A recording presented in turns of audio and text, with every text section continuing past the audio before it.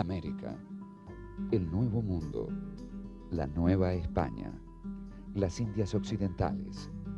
En los últimos 5 siglos, estos nombres eran sinónimo de descubrimiento, conquista, aventura y gloria.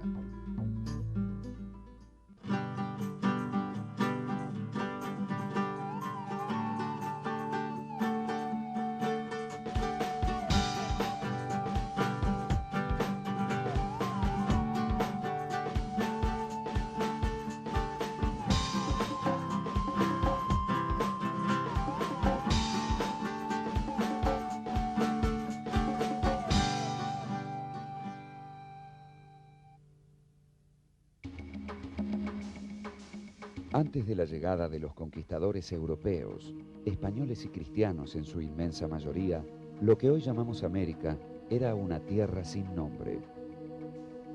Sus habitantes no se llamaban a sí mismos indios, ni siquiera se veían como pueblos semejantes u homogéneos.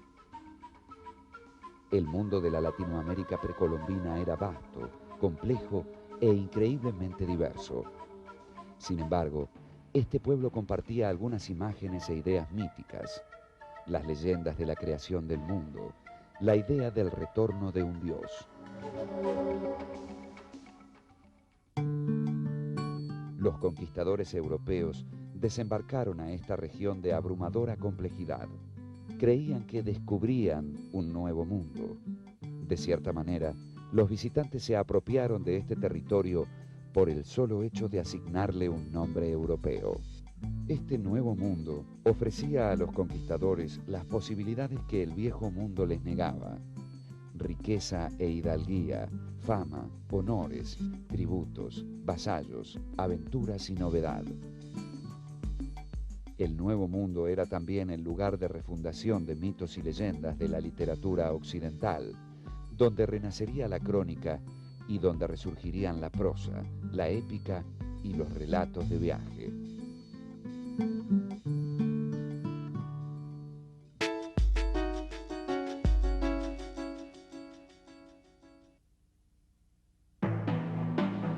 El 12 de octubre de 1492, la carabela La Pinta llegó al Nuevo Mundo. Los navegantes y exploradores comandados por Cristóbal Colón habían recibido señales de la existencia de este territorio. Las primeras imágenes que tuvieron los visitantes fueron el agua dulce, las cañas, la hierba abundante y las aves exóticas. Pero aún así, no medían la magnitud del descubrimiento. Colón, diestro marinero genovés, tenía la esperanza de alcanzar los reinos del Gran Khan que Marco Polo había narrado en sus viajes legendarios. La América de Colón es una América que entra dentro de un imaginario. Colón, por una parte, va buscando China. Y cuando él llega, empieza a describir, y bueno, la descripción no corresponde a lo que esperaba encontrar. Sin embargo, en ciertas descripciones de la naturaleza, cree ver algo que lo refiere a su conocimiento de este mundo tripartita del que él viene y del que él cree que esas primeras tierras son parte.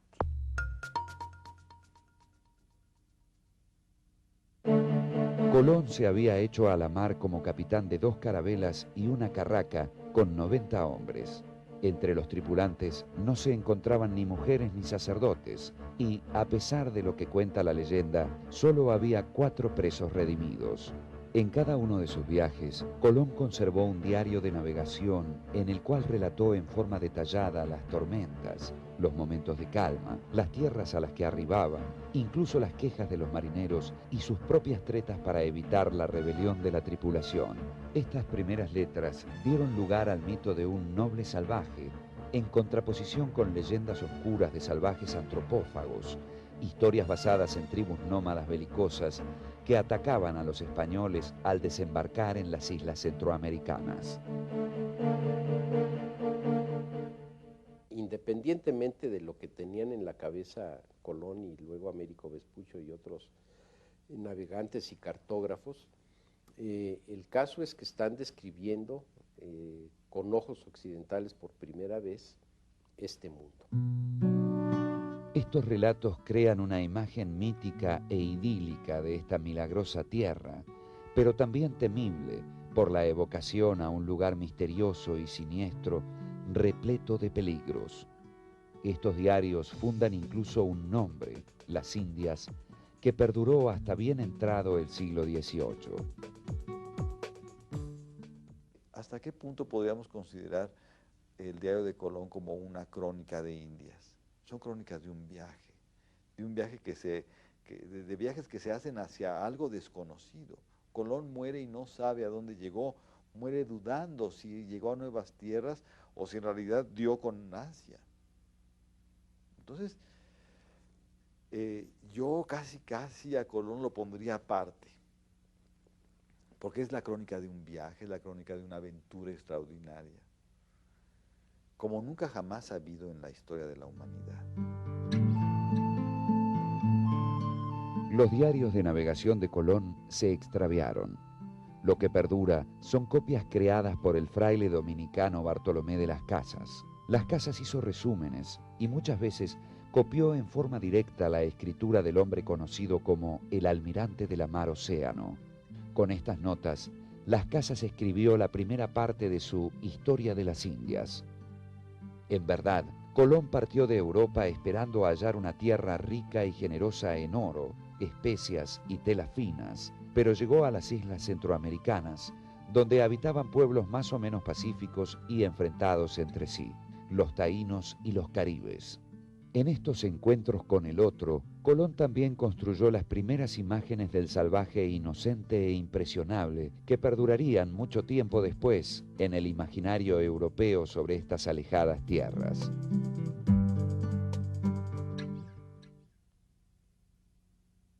Ellos andan todos desnudos, como la madre que los parió, y también las mujeres, y todos los que vi eran mancebos, muy bien hechos, de muy hermosos cuerpos y muy buenas caras, los cabellos casi como sedas de cola de caballo y cortos. Ellos no traen armas ni las conocen, y deben ser muy buenos servidores y de buen ingenio. Yo creo que rápidamente se harían cristianos, que me pareció que ninguna secta tenían.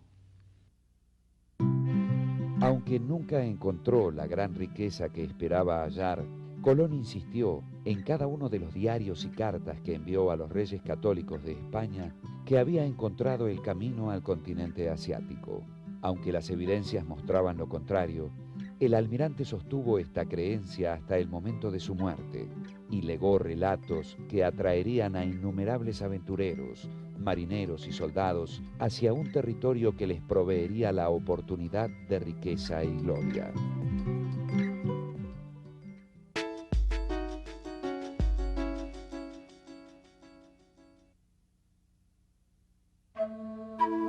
En el año 1519, Hernán Cortés, junto a 400 españoles, embarcaron hacia una aventura monumental. Cortés había llegado a las Indias siendo un joven de 19 años. A la edad de 33 años, el gobernador de Cuba, Diego Velázquez, lo puso al mando de una expedición de reconocimiento e intercambio en las costas de México. En su recorrido por el territorio mexicano, Hernán Cortés escribió una serie de cartas al rey Carlos V, donde relataba la expedición y los encuentros con las poblaciones nativas. En estas cartas también justificaba su accionar, meramente de traición y rebelión, en función de los tesoros que podría obtener para la corona española.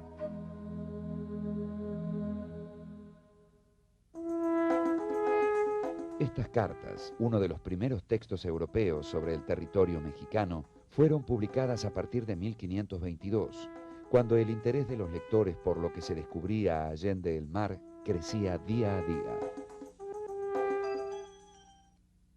Esta gran ciudad de Tenochtitlán estaba fundada en esta laguna salada, y desde la tierra firme hasta el cuerpo de la dicha ciudad, por cualquier parte que quisiesen entrar en ella, hay 2 leguas.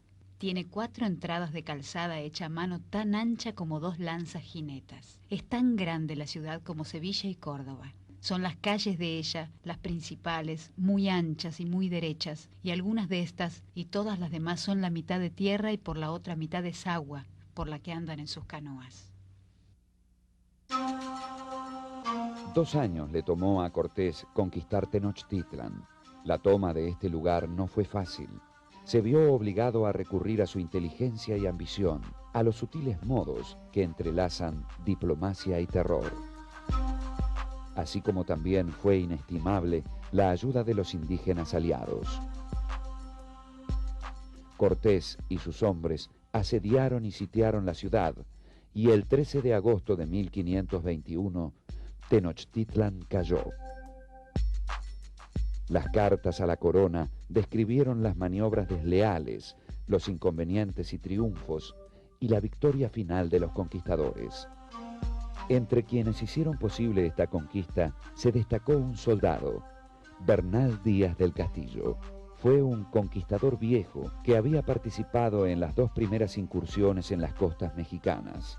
Bernal Díaz se unió a la expedición de Cortés y acompañó a su capitán no solo en las victorias, sino también en excursiones desastrosas, como el viaje a Las Higueras, actual Honduras, en que se embarcaron apenas 4 años después de la caída de Tenochtitlan.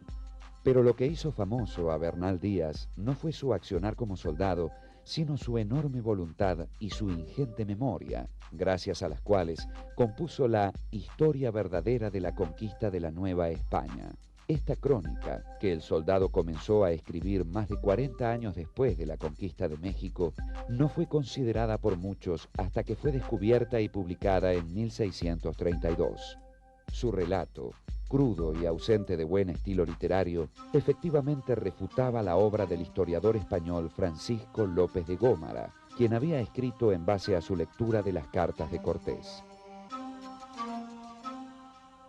Bernal es un testigo, como Cortés lo fue, y si bien es cierto, su texto no tiene la frescura de lo inmediato, sí tiene la frescura de quien presenció todo ello y de que 50 años después todavía está sorprendido de lo que vivió. Bernal Díaz creía que la versión de los eventos de Gómara elogiaba en demasía a Cortés, a sus expensas y a las de los que estaban en guerra bajo su influencia. Por el contrario, su historia se basó en los soldados que habían hecho posible la conquista. Por eso puso especial cuidado en referir, con nombre y apellido, a cada uno de sus compañeros, así como los lugares donde pelearon, donde murieron, y en describir su heroísmo. Y desde que vimos tantas ciudades y villas pobladas en el agua y en tierra firme otras grandes poblaciones, y aquella calzada tan derecha y por nivel como iba a México, y nos quedamos admirados, y decíamos que parecía las cosas de encantamiento. Y no es de maravillar que yo escriba aquí de esta manera, porque hay mucho que ponderar en ello que no sé cómo lo cuente. Ver cosas nunca vistas, ni oídas, ni aún soñadas, como veíamos.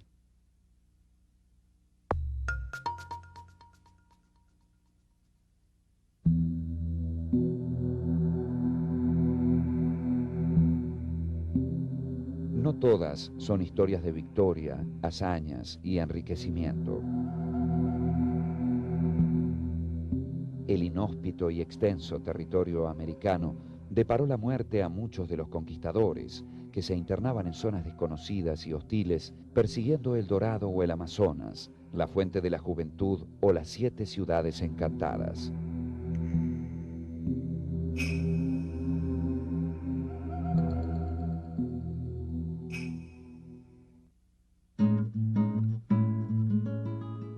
La más famosa expedición fracasada es la de Álvar Núñez Cabeza de Vaca, quien había partido al mando de Pánfilo de Narváez hacia lo que hoy es Estados Unidos.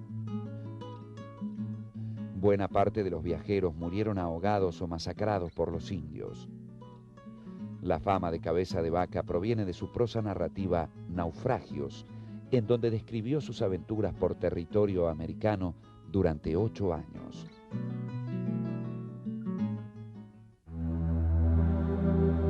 Los sobrevivientes de la expedición estuvieron en un pantano de Florida y se alimentaron de la carne de los caballos. Construyeron balsas con madera de los árboles y piel de los caballos y navegaron con la esperanza de llegar a Cuba. Pero un huracán condujo a Cabeza de Vaca y a sus compañeros hacia la costa del Golfo, actualmente Galveston, Texas. Esto les permitió ser los primeros hombres del Viejo Mundo en llegar al oeste americano. A su regreso, Cabeza de Vaca decidió hacer de la pérdida ganancia y usó la pluma para construir una relación de sus peripecias y de los territorios conocidos. Por su relato Naufragios, dedicado al rey, y la fama obtenida por haber sobrevivido en territorio hostil, fue nombrado adelantado gobernador del Virreinato del Río de la Plata. Actualmente, se lo recuerda por su sensibilidad y benevolencia hacia los indígenas.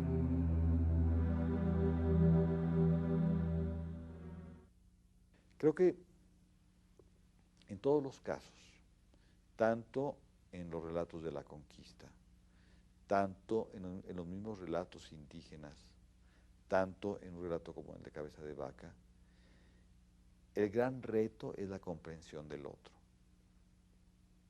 Es el gran reto, es la otredad. En un caso la otredad es el indígena, cuando es el español conquistador. En el otro caso es un ejercicio en el que es como si el historiador indígena se saliera de sí mismo para explicarse a sí mismo.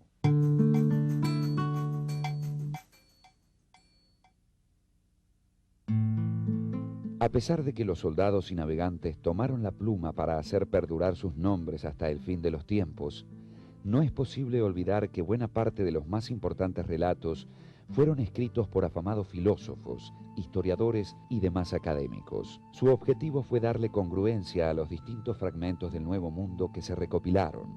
Adaptaron las narraciones de los exploradores y ambiciosos soldados para contar una historia terrible y magnífica.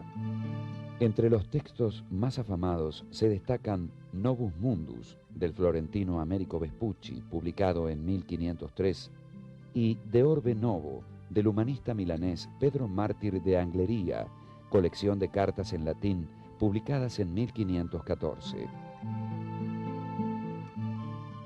Pedro Mártir de Anglería, que era, pues fue un gran divulgador. Él primero empieza a dar noticia de las novedades encontradas en el Nuevo Mundo por los relatos del almirante, de otros viajeros, hasta que pues ya había acumulado suficiente material y lo persuaden de que lo haga ya de manera sistemática, y este es el origen de sus famosas décadas del Nuevo Mundo. Entre los historiadores de la conquista, sobresalió Francisco López de Gómara como una influyente fuente contemporánea de información sobre las Américas. Gómara se basó en los relatos de capitanes, soldados, frailes y expedicionarios para escribir la Historia de las Indias y la Historia de la Conquista de México y vida de Hernán Cortés.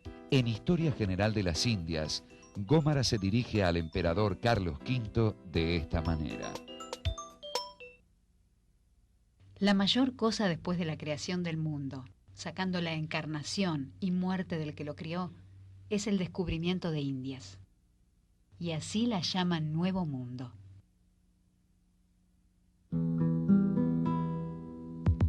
Estos textos fueron famosos en la época, pero prohibidos por la corona española en todo su territorio, ya que alababan y engrandecían la figura de Cortés. Los lectores, sin embargo, prefirieron la historia de las conquistas de México y del Perú. Consciente de la grandeza de la epopeya conquistadora, Gómara ensalza las virtudes de los capitanes. En la primera épica del Nuevo Mundo, Alonso de Ercilla compone La Araucana, extenso poema en el que relata los conflictos armados entre españoles y nativos en las fronteras con Chile. En la tradición de los grandes poemas épicos clásicos, La Araucana relató las guerras de Chile, en buena medida desde la resistencia indígena. Los jefes fueron Lautaro y Caupolicán, dos guerreros mapuches. La literatura latinoamericana a principios del siglo XVI mostró la diversidad de la experiencia colonial. Fue un cruce de géneros, voces y estilos. Cartas, crónicas, relaciones, diarios, escritas por soldados, capitanes, historiadores, humanistas, dieron lugar a uno de los debates más enconados de la época: el saber versus la experiencia. Los relatos europeos sobre el Nuevo Mundo revelaron tanto las ambiciones renacentistas como las raíces medievales. Se basaron, con orgullo, en la búsqueda romántica de los espacios míticos. Compararon Tenochtitlan con las novelas de caballería del Amadís de Gaula y al mismo tiempo persiguieron con satisfacción las estrategias maquiavélicas de los conquistadores.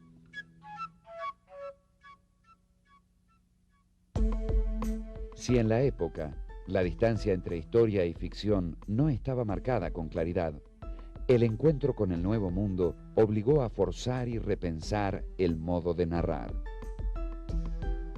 No solo hubo que dar cabida a relatos reales del Nuevo Mundo, sino también incorporar su peculiar forma de ver a los indígenas, una situación ajena por completo a la experiencia occidental.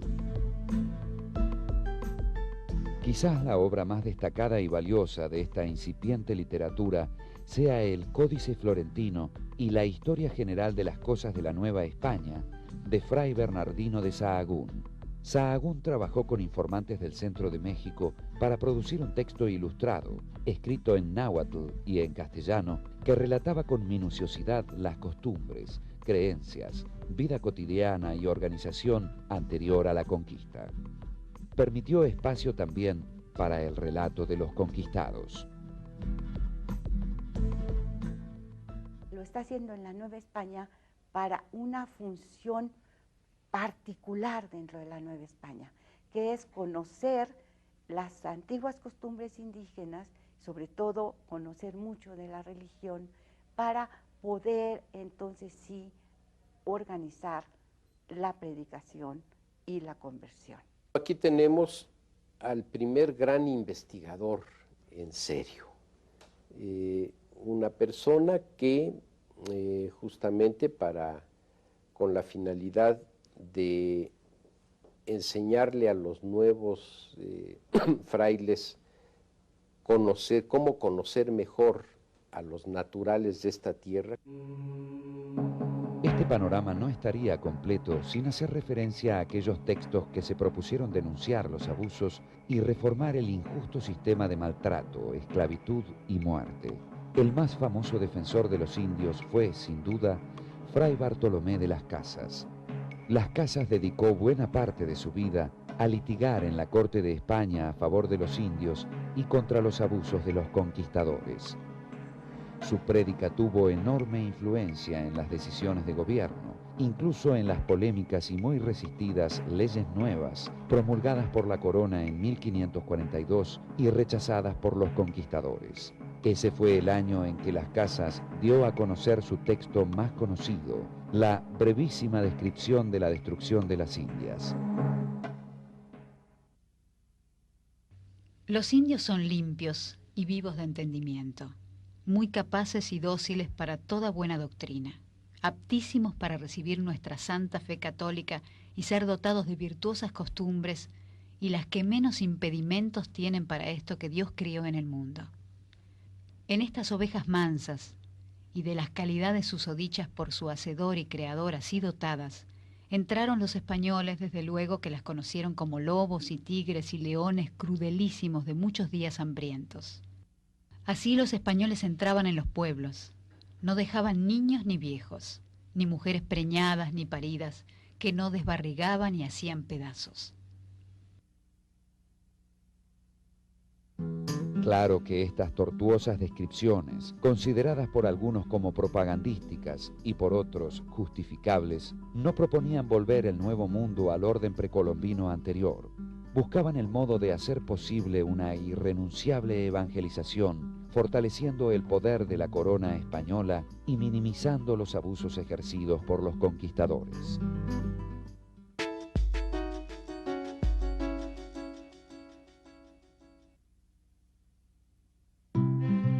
En el caos, confusión y desastre que siguió a buena parte de la conquista, las voces de las élites indígenas se destacaron por su compleja visión de la sociedad y por la tensión entre la búsqueda de armonía y la denuncia del abuso y el crimen. En la Nueva España, es decir, en territorio mexicano, renombrados cronistas como Fernando de Alba Ixtlilxóchitl, Hernando Alvarado Tezosomoc o Diego Muñoz Camargo recuperaron la historia ancestral. Narraron las apasionantes historias de hazañas y detalles mundanos de gobierno. Permitieron la visión de sus antepasados y mostraron una mirada diferente sobre la conquista española. Sin embargo, los textos de cronistas de tradición indígena más destacados provinieron de la zona andina, entre ellos los Comentarios Reales de los Incas, del Inca Garcilaso de la Vega, y la Nueva Corónica y Buen Gobierno, de Felipe Guamán Poma de Ayala. Descendientes ambos de las élites indígenas de distintas zonas del Tahuantinsuyo, tuvieron en común la apropiación de la lengua española y la fe indígena en el discurso como elemento que puede transmitir una realidad y ayudar a transformarla. La obra que más impacto tuvo en la construcción de una imagen sobre el Incario, nombre dado al territorio y al gobierno de los incas en la historiografía especializada, y sobre el Perú, fueron los Comentarios Reales, publicados por primera vez en Lisboa en 1609. Bautizado como Gómez Suárez de Figueroa, el Inca era hijo de un capitán español, Garcilaso de la Vega, y de una princesa inca, Chimpu Oclo. El niño pasó buena parte de su infancia rodeado de sus tíos y familiares maternos. De ellos escuchó la historia de sus antepasados, que guardó en la memoria para transmitirla tiempo después. No obstante, y a diferencia de lo que ocurría en la época, el Inca fue reconocido por su padre, junto al que vivió un tiempo. Hijo de una descendiente de la dinastía noble inca y de un capitán español. Su texto, escrito en castellano, sin embargo, está atravesado en múltiples aspectos por la lengua quechua, porque justamente el Inca advierte desde el proemio y las advertencias acerca de la lengua general del Perú, en lo que se llama los Comentarios Reales, la primera parte,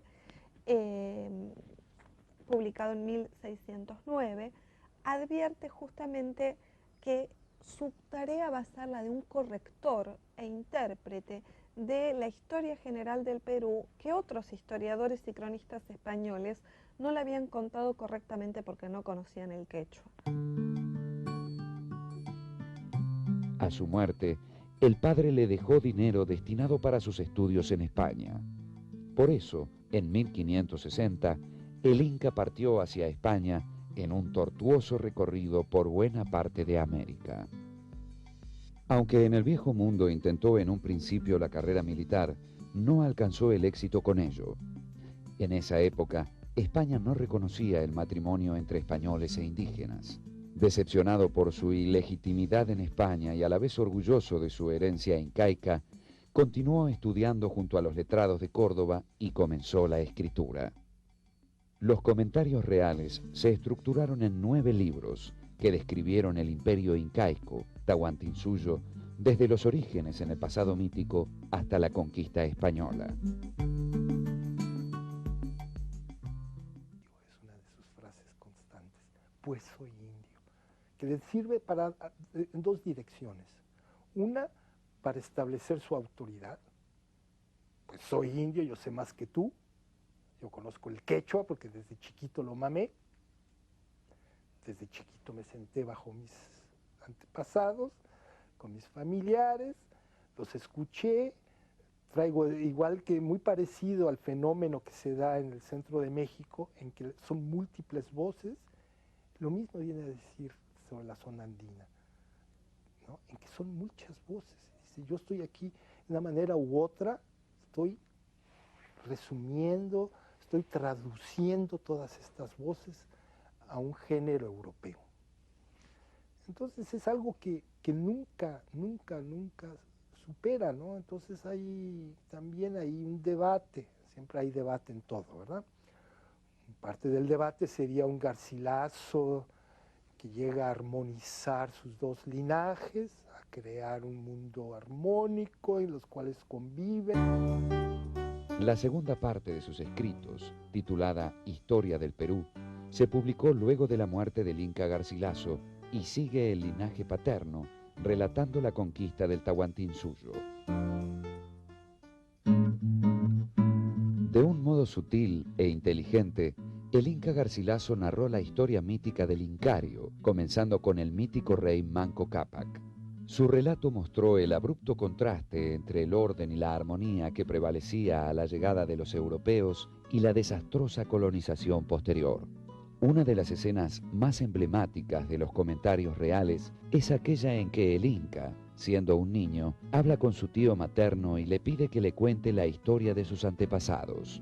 Este tío le cuenta la historia sagrada, la fundación del Cusco y la historia de sus fundadores, Manco Cápac y Mama Oclohuaco, el modo en que guiaron a los hombres ignorantes y les enseñaron todas las cosas que pertenecen a la vida humana. Este acto de generosidad inauguró un reino mítico de paz y armonía. El tío concluye el relato lamentándose por todo lo perdido.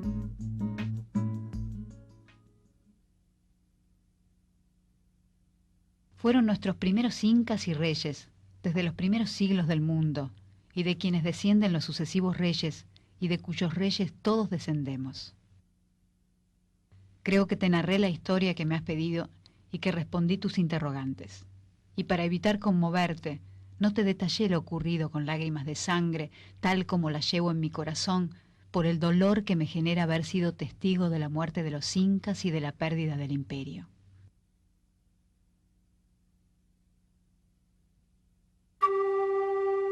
El Inca escribió para reunir sus dos linajes.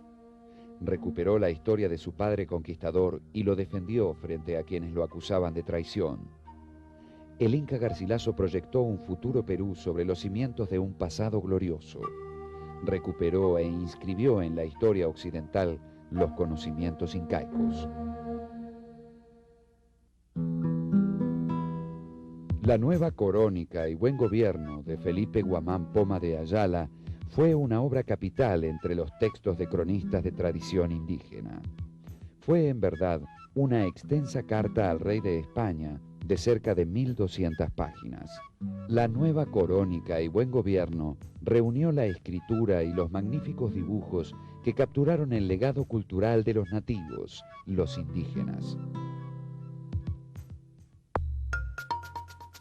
Redactada entre 1613 y 1615, la carta se basó en la historia de un pueblo y la denuncia de la represión, un pedido de misericordia y al mismo tiempo un gran trabajo etnográfico. Se dividió en dos partes. La nueva Corónica mostró el pasado andino, desde las 4 edades anteriores a los incas hasta la historia de este imperio y culminó con la conquista española.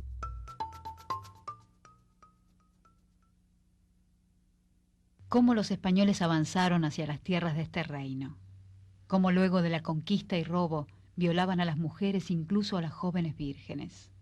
Decapitaban contra la voluntad de sus víctimas como si fuesen perros y los castigaban sin temor de Dios ni de justicia. No había justicia alguna. La segunda parte, Buen Gobierno, propuso un proyecto de reforma de la desastrosa situación colonial. En un acto de inimaginable coraje, Guamán Poma reclamó el Perú para los indígenas y propuso una serie de reformas propulsadas por la corona que limitarían el poder de los españoles y lo redistribuirían en la región. Asimismo, aceptó la cristiandad y el vasallaje por medio del pago del tributo. El modo en que la mayor parte de los indios eran cristianos. Aunque eran desleales, respetaban los mandamientos de Dios y los buenos actos de piedad. ¿Eran los indios merecedores de las prohibiciones de su majestad y leyes o testimonios de los magistrados y jueces? Con la intención de viajar a España y presentar su carta ante el rey, Guamán Poma inició un largo camino hacia Lima. Esto nunca sucedió. La carta de Guamán Poma estuvo extraviada por siglos y fue recuperada en 1908 en la Biblioteca Real de Copenhague. Con este descubrimiento, la literatura latinoamericana recobró una de las obras más ricas, complejas y frustrantes de este período. Tiene algo muy particular este libro, que no solamente hay un texto escrito en una prosa no tan brillante como la del Inca Garcilaso. Evidentemente Guamán Poma no tenía los mismos conocimientos del español ni su dominio retórico y discursivo, pero el texto está integrado con imágenes, con lo cual hay una recuperación también de formas diferentes de contar la historia a través de las imágenes.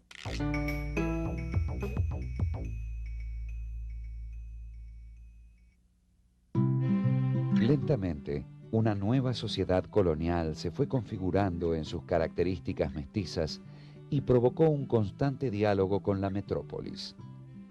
El barroco de Indias, tal como lo llamara el crítico e historiador venezolano Mariano Picón Salas en el siglo XX, puso en escena esta tensión.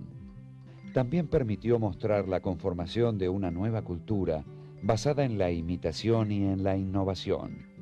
El siglo XVII dio a luz a una sociedad de corte y fasto que imitó los lujos de la cultura europea. A pesar de las estrictas regulaciones y prohibiciones sobre los libros considerados perniciosos, los influjos del siglo de oro español llegaron al Nuevo Mundo, en especial la poesía de Luis de Góngora y Francisco Gómez de Quevedo. En este período, la mayor parte de la literatura se tornó oscura, repleta de expresiones latinas y alusiones mitológicas.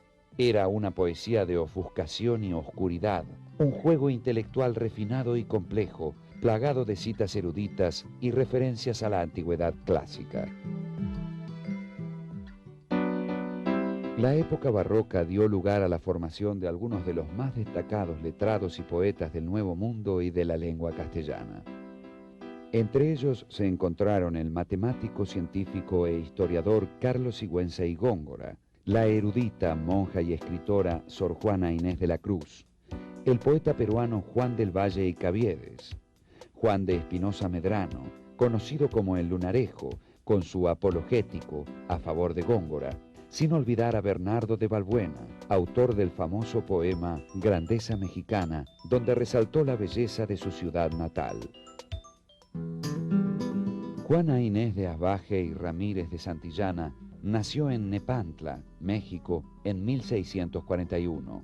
Mestiza y legítima, Juana Inés mostró desde muy joven un profundo amor por la literatura y aprendió latín antes de cumplir 10 años. Destacada por su inteligencia y sabiduría, fue dama de la esposa del virrey en 1664 y expuesta a la vida de la corte. En esos espacios suntuosos fue requerida por su gran belleza, educación e inteligencia. Yo creo que lo más atractivo en Sor Juana, aparte de la enorme sensibilidad que tiene, del gran saber, tanto filosófico como científico que logra llegarse, es una muy profunda sensibilidad ante lo humano, incluyendo lo humano novohispano. Sor Juana, por ejemplo, escribe villancicos en lengua náhuatl. Sor Juana, por ejemplo, compone una pieza dramática muy interesante que es el Divino Narciso, en donde figuras alegóricas de Europa y América están en el mismo nivel. O sea, es como la reivindicación de lo novohispano. Es, digamos, el fin de un proceso a través del cual el hombre en Nueva España ha logrado ya constituirse. En una sociedad colonial estricta, donde las mujeres solo tenían dos destinos posibles, el casamiento o el convento, Juana Inés eligió el convento, según ella misma cuenta, debido a la total negación que tenía al matrimonio. Allí, en el convento de San Jerónimo, como Sor Juana Inés de la Cruz, escribió la mayor parte de su obra poética y en prosa, que se cuenta entre lo más destacado de la literatura en lengua española del siglo XVII.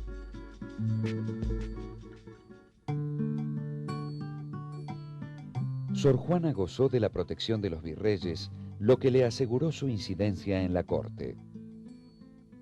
Desde el convento escribió piezas teatrales, comedias, autos sacramentales, sainetes, loas, que se representaban en fiestas y celebraciones.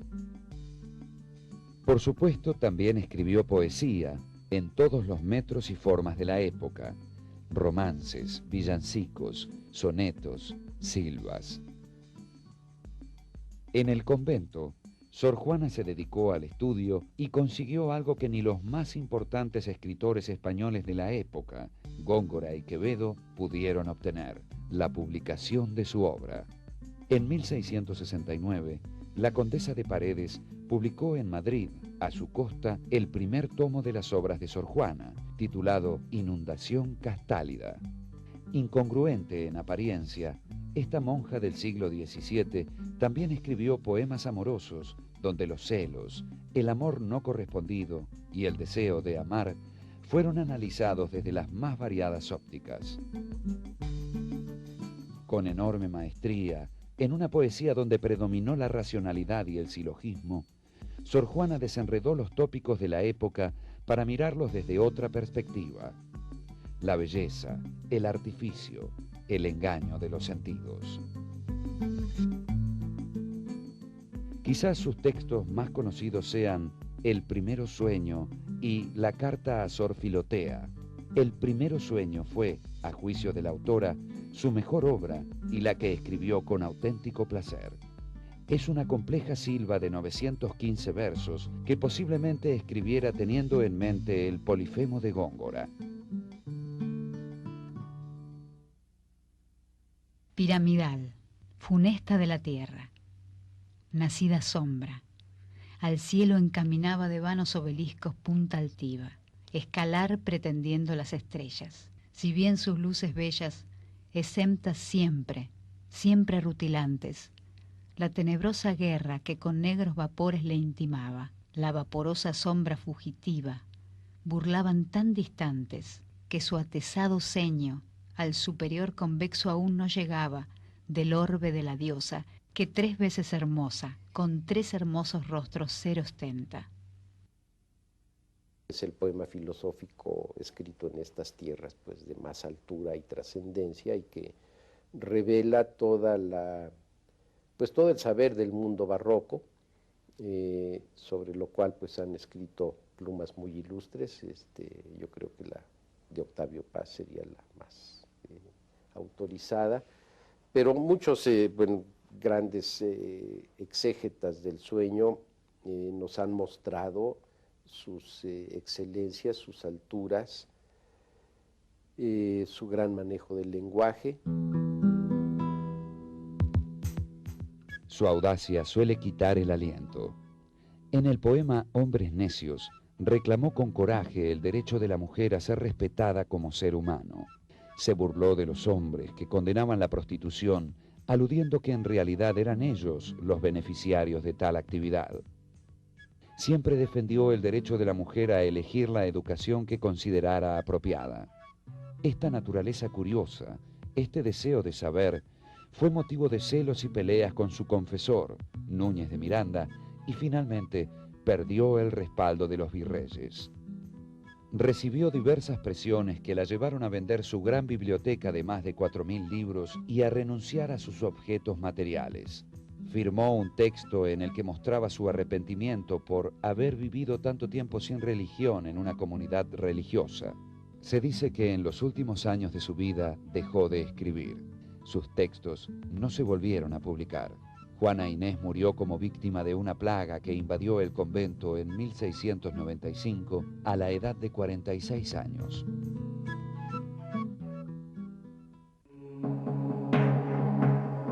Si la conquista y la evangelización se presentaron como hechos irrenunciables y legítimos para los europeos, ya desde los primeros años del siglo XVI, las voces indígenas se alzaron para recordar el pasado, lamentar la derrota e intentar comprender el nuevo orden, atravesando la memoria rota por tanta muerte. En este nuevo mundo surgieron nuevos hombres, los mestizos, hijos de padres españoles y madres indias, que en buena medida serían los encargados de recuperar el pasado indígena y de intentar integrarlo, enaltecerlo y comprenderlo desde el presente de las sociedades fractales post-conquista. Apenas un siglo después, se configuró una sociedad criolla de la que la cultura del barroco es representación y síntoma. El primer paso en la constitución de un mundo latinoamericano que ha dado algunas de las voces literarias más destacadas de todos los tiempos.